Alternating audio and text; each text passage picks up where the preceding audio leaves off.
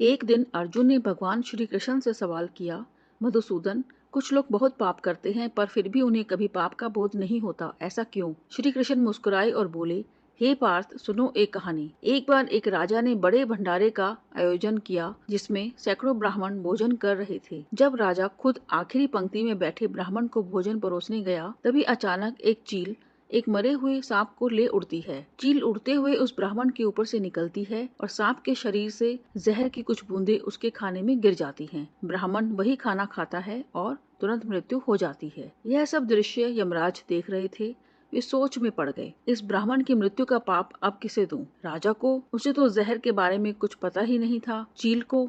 वह तो अपने बच्चों का पेट भरने के लिए मरे हुए सांप को ले जा रही थी। या फिर सांप को, जो पहले से मरा हुआ था? यमराज भी निर्णय नहीं ले पाए। कुछ महीनों बाद वही राजा के दरबार में कुछ ब्राह्मण मिलने आते हैं। रास्ते में एक महिला से वो महल का रास्ता पूछते हैं।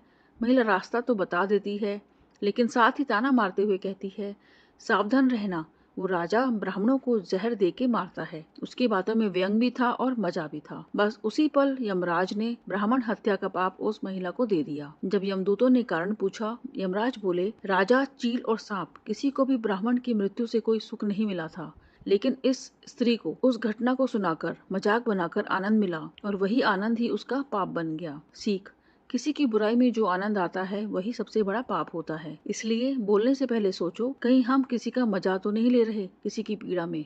तो दोस्तों, अगर इस कहानी ने आपको जरा सा भी सोचने पर मजबूर किया, अगर आपने इससे कुछ सीखा, तो इसे आगे शेयर कीजिए ताकि औरों तक भी संदेश पहुंचे। वीडियो को लाइक करना मत भूलिए और आप ऐसे ही और कहानियां देखना चाहते हैं तो इस चैनल को सब्सक्राइब करके बेल आइकन जरूर दबाइए, क्योंकि अगली कहानी और भी खास होने वाली है। आपका एक लाइक और सब्सक्राइब हमारे लिए आशीर्वाद की तरह है। धन्यवाद।